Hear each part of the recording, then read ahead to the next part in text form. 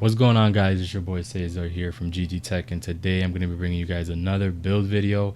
This is a quick disclaimer before you guys start going crazy in the comment section. I built this before the new Intel CPUs came out and before the 30 series got announced. So this was a budget build, literally kind of during the pandemic, which cost me around $1,000 roughly at Micro Center.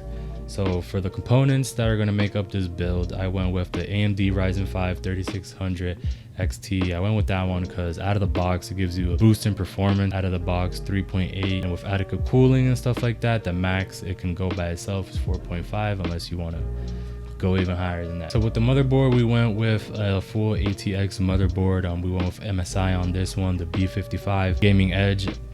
All these links will be down in the description, guys, if you guys want to scoop this out for yourselves. And then for the RAM, we just went with the regular G.Skill Ripjaws RAM. You can't go wrong with those, 16 gig at 3600. For the storage, that's when we decided to go with the Seagate 2 terabyte. This combination is the deadly combo, I like to call it. The 2 terabyte hard drive for $55, and the SSD, I get it from Micro Center. I usually get kind of like almost the cheapest one, but I make sure it's NVME with only 256 gigabytes of storage, because you don't really need that much for your SSD, and if you're on a budget, this is how to maximize your dollar. So then for the GPU, I went with the RTX 2060 KO Ultra, not the Super. I decided not to spend the extra money on the Super just because I can overclock this just fine and get it almost close to that performance if I really wanted to. Again, the 30 series weren't announced, weren't out, so we went with this. And then with the case, I had to go with something a little more expensive. This is a part where you guys might not actually agree with me on. For the case on this budget build, I went with the kind of expensive Corsair iCue 465x RGB. It brings 3 beautiful fans in the front. It doesn't actually bring a back fan, so I had to just grab a replacement one. Then for the power supply, I went with SeaSonic because, believe it or not, around this pandemic, there was like a power supply shortage, so power supplies went up because the demand went up, so the prices were pricey. And when I went to Micro Center, this was the best one that they had in stock at the time. Gold rated SeaSonic Focus Plus Go Mass, 650 watts. That's more than adequate for our build. So let's show you guys how it went.